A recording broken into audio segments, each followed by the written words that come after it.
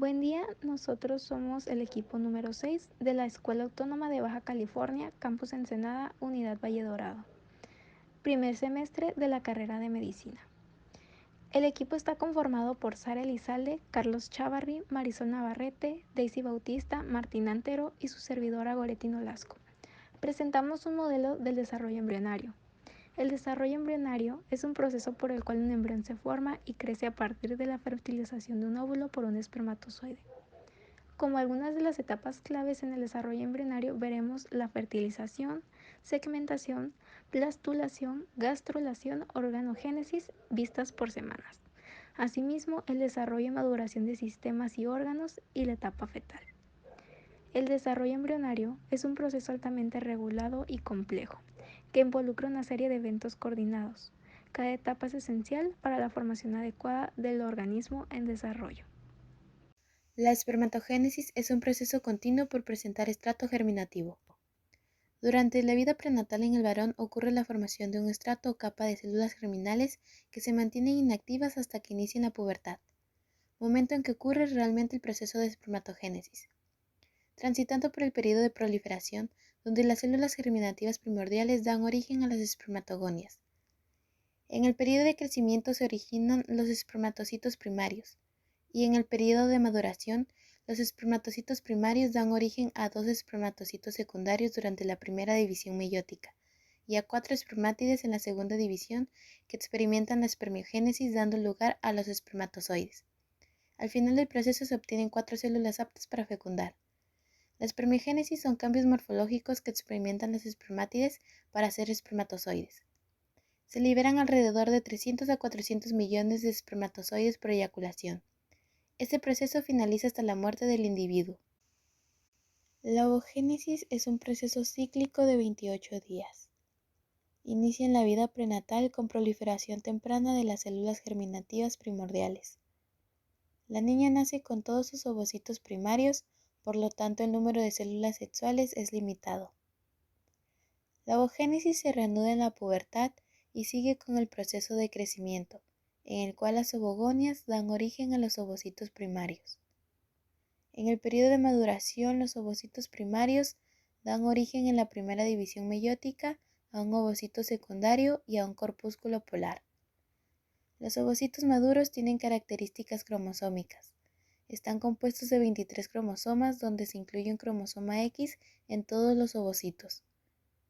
La segunda división se da solo si el ovocito es fecundado. Por el contrario, la célula degenera 24 horas después de la ovulación. Este proceso finaliza en la menopausia. Mi nombre es Martín Antero Jiménez Díaz. La fecundación inicia con el contacto entre el espermatozoide y un ovocito y finaliza con la mezcla de los cromosomas de orígenes materno y paterno en la metafase de la primera división mitótica del cigoto. Este proceso se produce habitualmente en la ampolla uterina y las señales químicas segregadas por el ovocito y por las células foliculares que lo rodean guían al espermatozoide capacitado hasta el ovocito. La fecundación lleva una secuencia ordenada. Primero, el espermatozoide pasa a través de la corona radiada. Posteriormente, el paso de un espermatozoide a través de la zona pelúcida es la fase más importante en el inicio de la fecundación. El paso de este espermatozoide se debe a la acción de las enzimas liberadas por su acrosoma, el cual ayuda a penetrar. Después se fusionan las membranas celulares del ovocito y del espermatozoide. La cabeza y la cola del espermatozoide se introducen en el citoplasma del ovocito.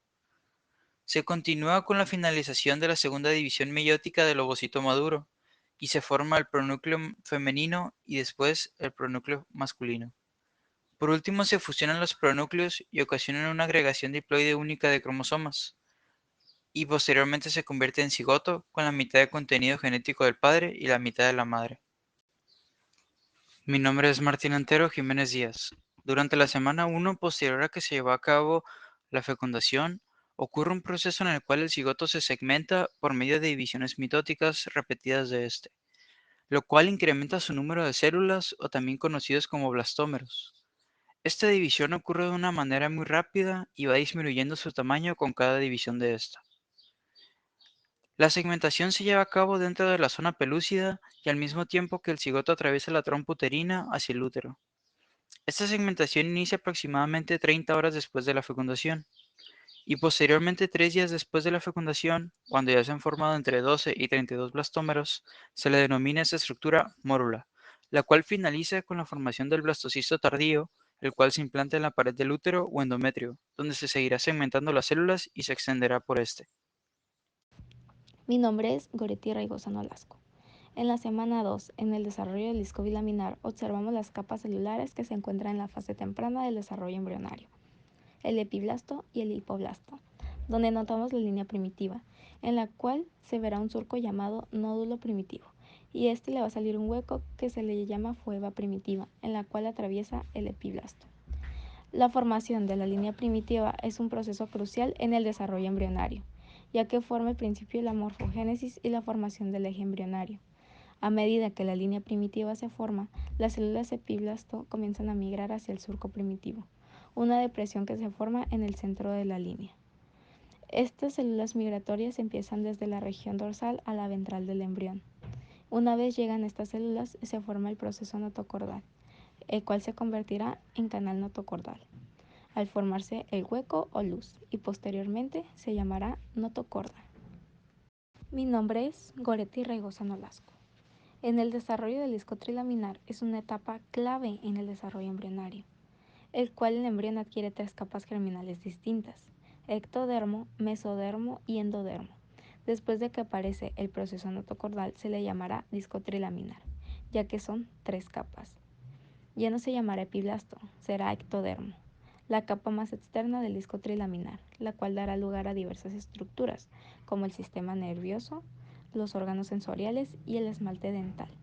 La notocorda será el mesodermo, es la capa intermedia, y se convertirá en tejidos como músculo, sistema cardiovascular, hueso, riñones y los órganos reproductores. Y por último, el hipoblasto, que será el endodermo. El endodermo es la capa interna y se especializa en la formación de órganos internos, como el sistema digestivo, el hígado, el páncreas y por último, riñones. Mi nombre es Sara Consuelo Elizalde Fuentes y voy a hablarles un poco sobre lo que ocurre durante la tercera semana. Mediante el proceso de gastrulación se convertirá el disco embrionario bilaminar en el disco embrionario trilaminar, que se caracteriza por la aparición de la línea primitiva.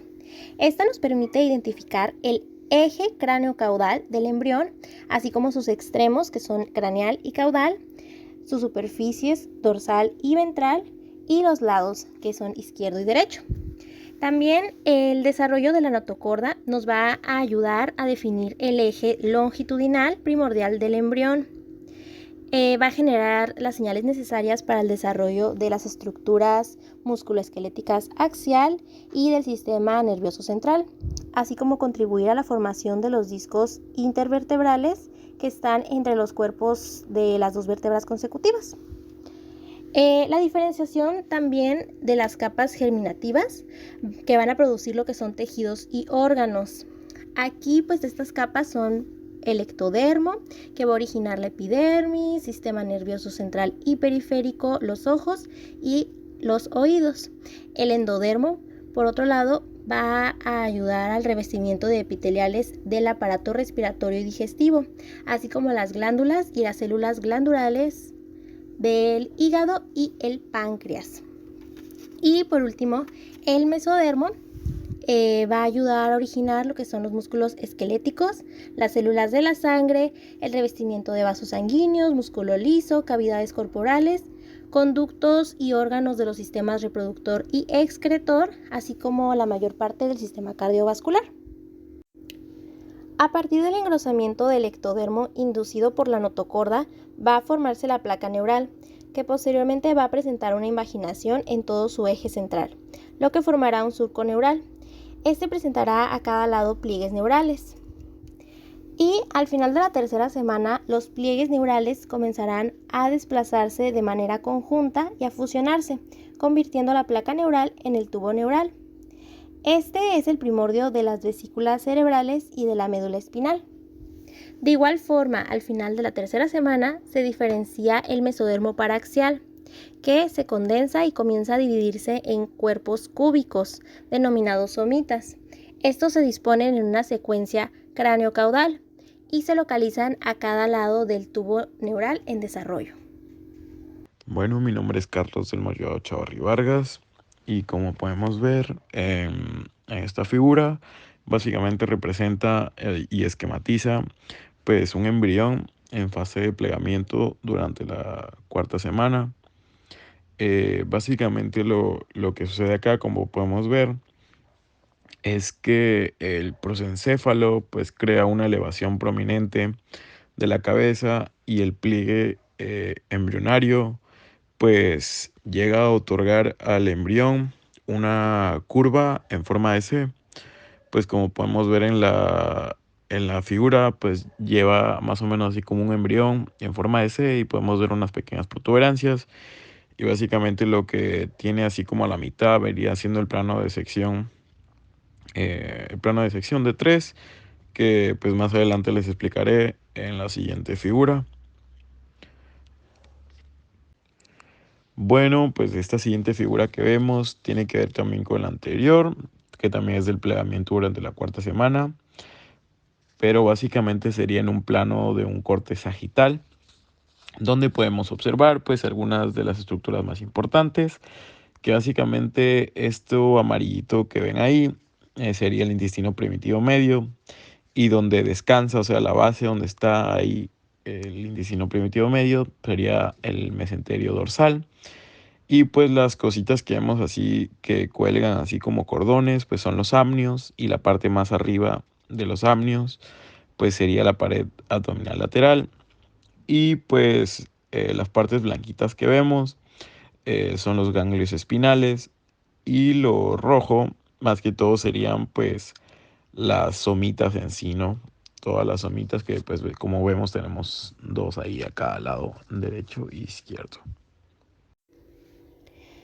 Mi nombre es Sara Consuelo Elizalde Fuentes y voy a hablarles sobre lo que ocurre durante la quinta semana. Principalmente los cambios en la morfología corporal, pues vamos a notar que son menores en comparación con la cuarta semana. Sin embargo, el crecimiento de la cabeza va a superar al resto de las regiones. Este crecimiento se debe principalmente al rápido desarrollo del encéfalo y de las prominencias faciales. Al poco tiempo, la cara va a establecer contacto con la prominencia del corazón. Esto se debe al rápido crecimiento del segundo arco faríngeo, que supera en tamaño al tercero y al cuarto de los arcos, formándose así una depresión lateral a cada lado, denominada seno cervical. Las crestas mesonéfricas van a indicar la localización de los riñones mesonéfricos en desarrollo. Estos son órganos que van a llevar a cabo una función excretora provisional. A su vez, también vamos a percibir los esbozos de la mano y del pie, así como el ojo en desarrollo. Al final de la quinta semana notaremos cómo las prominencias faciales se van desarrollando lo que es el ojo en desarrollo, la placoda nasal y la boca primitiva.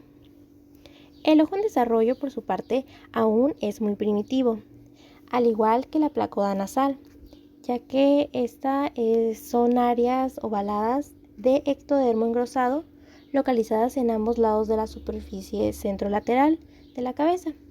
Son así el primer signo del órgano olfatorio. Finalmente, en la boca primitiva notaremos cómo la coalescencia de los mamelones maxilares superiores y nasales van a dar lugar a la formación del paladar anterior o primario, a las narinas y a las coanas primitivas. Bueno, mi nombre es Carlos del Mollado Chavarri Vargas de nuevo, y pues como podemos ver en la figura es la formación del tabique auricular. El tabique auricular pues es la estructura que separa las cavidades de derecha e izquierda del corazón.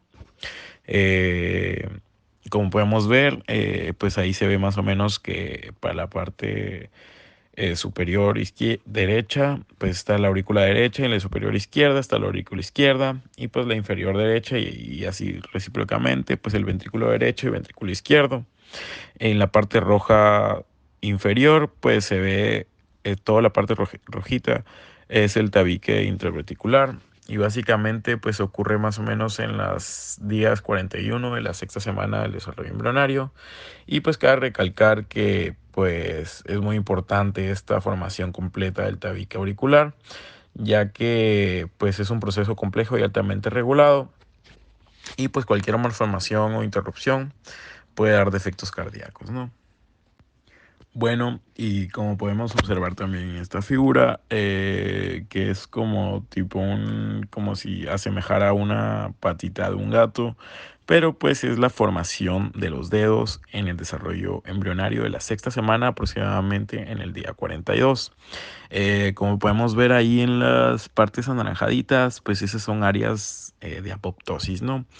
Y ya pues el resto, pues básicamente estas estructuras comienzan a formarse a partir de las prominencias digitales. Para ser más específicos, pues tanto en las manos como en los pies, ¿no? Se forman 5 prominencias digitales que se desarrollan a partir del pues, tejido mesodérmico subyacente y pues se alinean a la forma general de una mano, ¿no? Como también se da el desarrollo de las membranas interdigitales que pues se forman a través de los segmentos de los dedos, ¿no? Mi nombre es Goretti Regosa Nolasco. En la séptima semana, en el día 48, el desarrollo embrionario se producen importantes procesos relacionados con el desarrollo de diferentes estructuras faciales. Estos procesos son cruciales en la formación de la cara y sus características distintivas, como pliegues faciales. Continúa su desarrollo. Los pliegues frontonasales que se encuentran en la región anterior de la cabeza se fusionan gradualmente para formar la prominencia frontonasal. Desarrollo de los ojos. Continúa su formación y desarrollo. Los párpados superiores e inferiores se están formando y empiezan a cerrarse sobre el lóbulo ocular en proceso de desarrollo. Desarrollo de la nariz. La prominencia frontonasal se divide en 2 procesos nasales mediales y procesos nasales laterales. Estos procesos nasales se fusionan para formar la estructura de la nariz. Desarrollo de los labios y boca. Los procesos maxilares laterales, ubicados en cada lado de la cara, se acercan y se fusionan con los procesos nasales laterales para formar los labios superiores. Al mismo tiempo, se forma el paladar primario en la parte anterior de la boca. El embrión adquiere una forma más humana, con una cabeza bien definida, extremidades visibles y el tronco en crecimiento. Marisol Navarrete Ramos. Al inicio de la 8ª semana de gestación, la longitud del embrión es de entre 1 a 4 centímetros, por lo que se produce un crecimiento muy rápido en el producto. Además, en la cara aparecen los párpados y comienza el desarrollo de la retina. También se forma la punta de la nariz y las orejas. En el corazón también se pueden observar las válvulas aórticas y pulmonar. El árbol bronquial se divide en bronquiolos y aparecen los codos, crecen las piernas y los brazos, los cuales toman una forma curvada y se comienzan a formar los dedos de las extremidades superiores e inferiores, es decir, de las manos y de los pies. También al final de la 8ª semana se comienzan a desarrollar adecuadamente cada uno de los sistemas y aparatos en el embrión que permitirán su adecuado crecimiento. Marisol Navarrete Ramos, sistema respiratorio. Al inicio, el sistema respiratorio se deriva de una invaginación de la pared ventral del intestino anterior y el epitelio de la laringe, tráquea, bronquios y alvéolos se origina del ectodermo. Por último, sus componentes cartilaginosos, musculares y de tejido conjuntivo se derivan del mesodermo. Al final, el desarrollo del tabique traqueosofágico separa la tráquea del intestino anterior, dando origen al divertículo respiratorio o yema pulmonar. Esta yema pulmonar se desarrolla para formar 2 bronquios principales, el derecho, el cual contiene 3 bronquios secundarios, y el izquierdo contiene 2 bronquios secundarios y 2 lóbulos.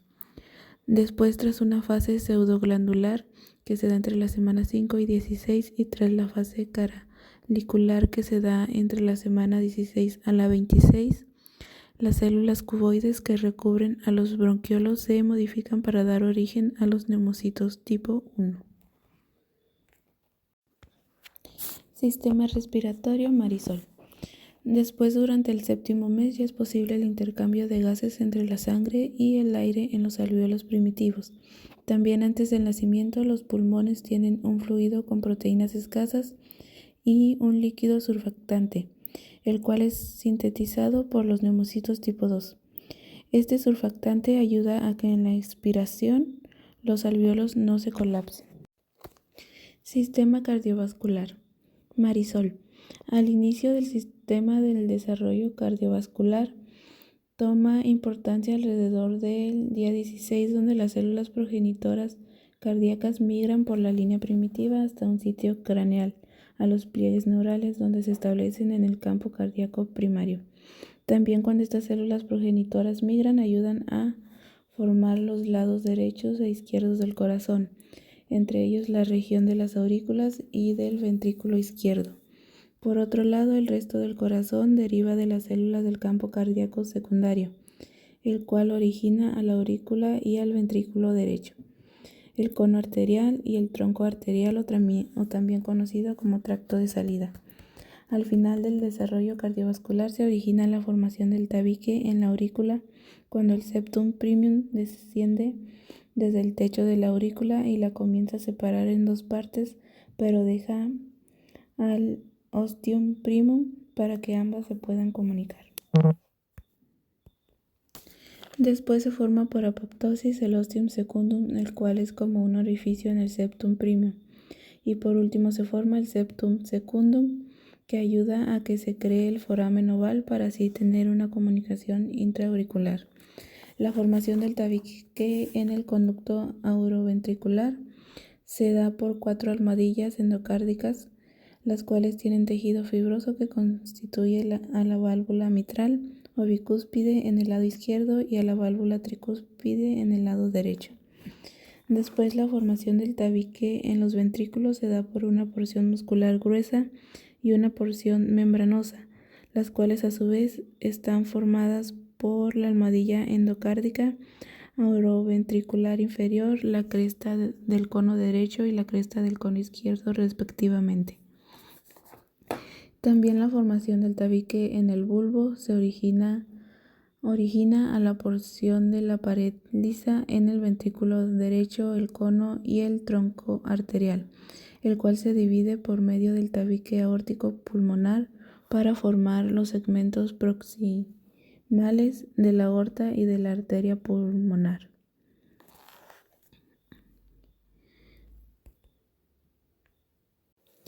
Marisol. Finalmente, el sistema de conducción cardíaco se origina por las células del miocardio, lo que ayuda a que el corazón empiece a latir alrededor de los 21 días que se da la fecundación. Este sistema se conforma por las siguientes estructuras, el cual es el nodo auroventricular que genera impulsos que pasan por el haz auroventricular para poder llegar a la red de fibras de Purkinje para así activar a los ventrículos. También se encuentran los arcos aórticos que originan a la arteria carótida, el callado aórtico, la arteria pulmonar y la arteria subclavia derecha.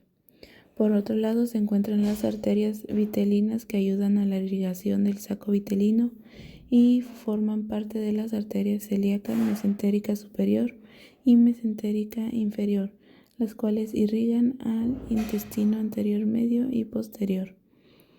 Por último se encuentran a las arterias umbilicales, las cuales después del nacimiento dan origen a los ligamentos umbilicales mediales, de los cuales sus extremos forman parte de las arterias ilíaca interna y vesical superior. Mi nombre es Goretti Raigosa Nolasco. En el desarrollo del sistema digestivo comienza temprano en el desarrollo embrionario y sigue un proceso complejo para la formación y diferenciación de distintas estructuras. En la tercera semana, durante esta etapa se forma el tubo digestivo, a partir del endodermo. El tubo digestivo primitivo se compone de 3 regiones: intestino anterior, intestino medio e intestino posterior.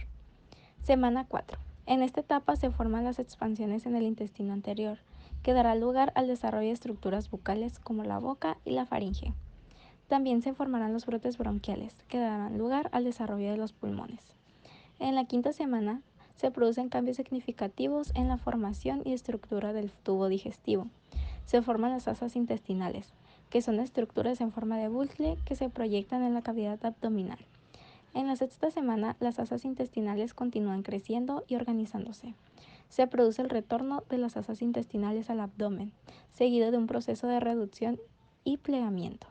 Este proceso conduce a la formación de estructuras específicas como estómago, hígado, páncreas e intestinos. Semana 7 y posteriores. Durante estas etapas, los órganos y estructuras del sistema digestivo continúan en desarrollo y maduración. Mi nombre es Sara Consuelo Elizalde Fuentes y voy a hablarles sobre el sistema urinario.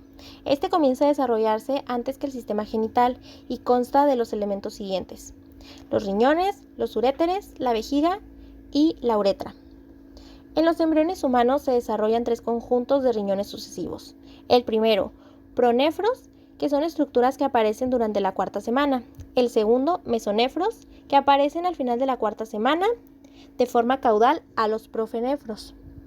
Funcionan como riñones provisionales de forma breve y se degeneran al final de la semana 12. El tercero, los metanefros, que comienzan a desarrollarse en la 5ª semana y empiezan a funcionar aproximadamente 4 semanas después. La formación de la orina continúa a lo largo de la vida fetal. De inicio, la orina se excreta a la cavidad amniótica y pasa a formar parte del líquido amniótico. Ahora bien, los riñones se desarrollan a partir del proceso de inducción recíproca, que se basa en la interacción entre la yema ureteral y el blastema metanogrégico. La yema ureteral surge del conducto mesonéfrico cerca de su entrada en la cloaca y el blastema metanefrogénico se deriva de la parte caudal del cordón nefrogénico. Ahora bien, la yema ureteral se va a convertir en el uréter. Su parte craneal experimenta un proceso repetitivo de ramificación por el cual la yema se va a diferenciar hacia los túbulos colectores. Las 4 primeras generaciones de túbulos aumentan de tamaño y forman los cálices mayores, mientras que las 4 segundas generaciones coalescen y forman las cálices menores. El extremo de cada túbulo colector arqueado va a inducir la formación de pequeñas vesículas metanéfricas a partir de grupos de células mesenquimales del blastema metanefrogénico. A medida que va produciendo la ramificación, parte de las células mesenquimales metanéfricas se condensan y forman las células mesenquimales de la cápsula, las cuales sufren una transición de mesenquimal a epitelial y forman más tarde la formación del epitelio de la nefrona. Bueno, como podemos observar en esta siguiente figura, pues también es la fase del desarrollo de los genitales externos, pero ahora es el femenino, que también se da alrededor de la 9ª, 11ª y 12ª semana, respectivamente. Pues básicamente las estructuras que podemos encontrar acá, pues la parte que está en la parte más superior vendría siendo el monte pues del pubis, lo que está azulito con gris, sería siendo el monte de pubis, que pues es una zona de tejido adiposo que se sitúa sobre la sínfisis del pubis, ¿no? La parte rojita, circular, sería el clítoris. Pues las 2 partes que tienen prominencia rosadita serían los labios mayores y menores, pues. La parte blanquita sería el orificio uretral externo.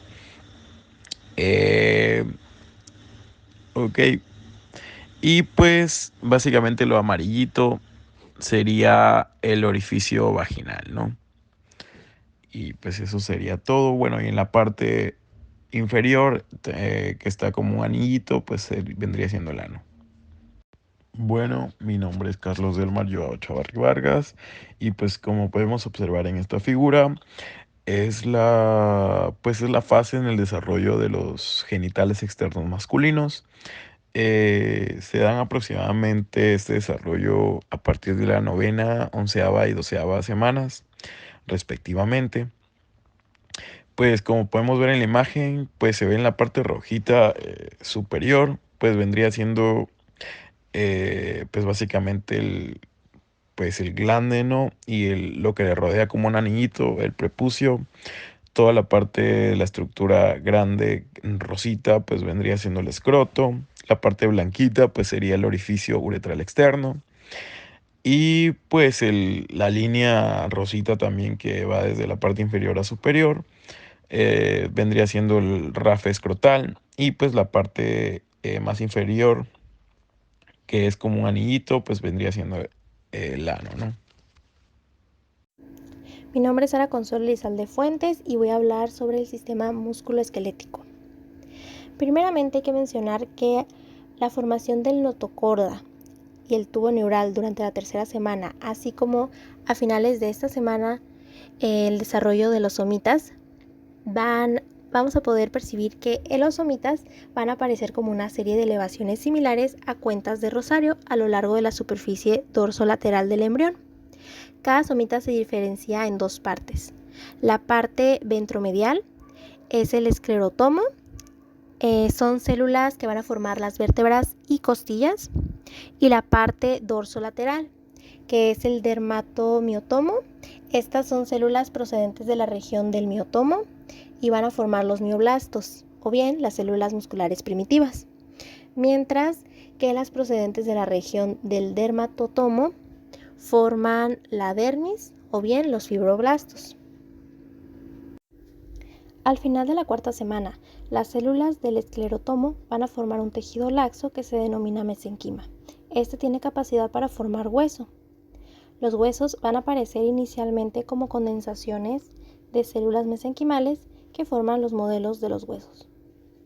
La condensación va a señalar el comienzo de la actividad génica selectiva que precede a la diferenciación celular.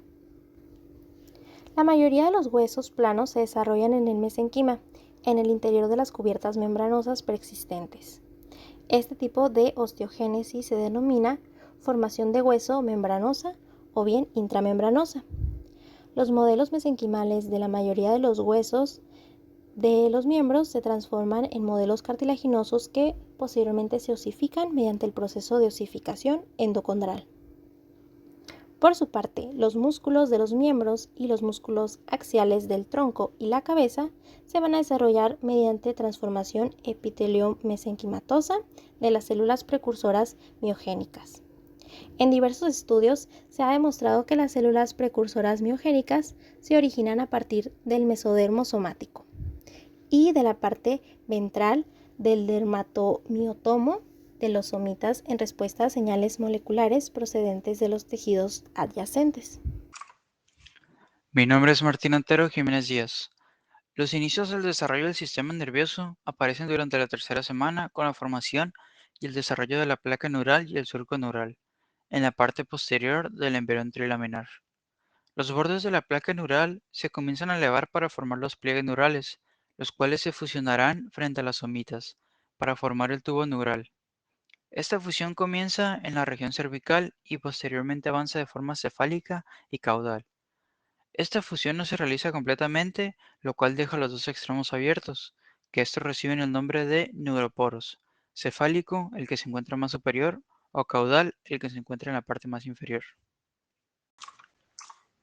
Mi nombre es Martín Antero Jiménez Díaz. El sistema nervioso termina aproximadamente por la semana 36, cuando ya está totalmente desarrollado con la formación de sus respectivos sistemas, el central, el periférico y el autónomo. El central se encuentra constituido por el cerebro, hemisferios y lóbulos, y también por la médula espinal, la cual conecta el cerebro con la mayoría de los nervios del cuerpo. El cerebro está protegido por el cráneo y la médula espinal por la columna vertebral. El sistema nervioso periférico abarca las neuronas que se localizan fuera del sistema nervioso central, los pares craneales, que son los encargados de proporcionar información motora y sensitiva a las estructuras de la cabeza y el cuello, controlando las actividades de esta región. Los nervios raquídeos también se encargan de conectar al cerebro y la médula espinal con las estructuras periféricas. El sistema nervioso autónomo pertenece al sistema nervioso central y al nervioso periférico. Este está constituido por neuronas que inervan el músculo liso, el músculo cardíaco y el epitelio glandular. Habla Daisy Esmeralda Bautista Ortiz. La epidermis procede del ectodermo de superficie y la dermis del mesénquima. Los melanocitos derivan de las células de la cresta neural que migran hacia la epidermis. Las células que se desprenden de la epidermis se mezclan con las secreciones de las glándulas sebáceas formando la vernis caseosa, una cubierta blanquecina de material graso que cubre la piel y protege la epidermis de los fetos. Los pelos se desarrollan a partir de crecimientos de la epidermis en profundidad hacia la dermis. Aproximadamente a las 20 semanas el feto está cubierto por completo de pelos finos y aterciopelados que se denominan en conjunto lanugo. Estos pelos fetales desaparecen antes del nacimiento o poco tiempo después y se sustituyen por pelos más resistentes. La mayoría de las glándulas sebáceas se desarrollan en forma de protrusiones laterales en los folículos pilosos. Sin embargo, algunas de estas glándulas aparecen en forma de crecimientos en profundidad de la epidermis hacia la dermis. Las glándulas sudoríparas también se desarrollan en forma de crecimientos epidérmicos en profundidad hacia la dermis. Las glándulas mamarias muestran un desarrollo similar. El desarrollo de las uñas de los dedos de las manos antecede al de las uñas de los dedos de los pies en aproximadamente 4 semanas. El primer indicio de la aparición de una uña es un engrosamiento de la epidermis que se denomina campo unguial y que se localiza en la punta del dedo de la mano. Los campos unguiales están rodeados lateral y proximalmente por pliegues de la epidermis, los pliegues unguiales. Las células procedentes del pliegue unguial proximal cubren el campo unguial y experimentan queratinización formando la lámina unguial. Al principio, la uña en desarrollo está cubierta por una estrecha banda de epidermis, el esponiquio, la capa córnea de la epidermis. Más adelante esta banda degenera y la uña queda expuesta excepto en su base, donde persiste en forma de la cutícula. La cutícula de la uña es una capa delgada de la superficie profunda del pliegue unguial proximal. La piel que queda bajo el borde libre de la uña se denomina hiponiquio. Las uñas de los dedos de las manos alcanzan la punta de estos aproximadamente a las 32 semanas, mientras que las uñas de los dedos de los pies lo hacen aproximadamente a las 36 semanas. Es un signo de prematuridad que las uñas no hayan alcanzado las puntas de los dedos de las manos o los pies en el momento del nacimiento.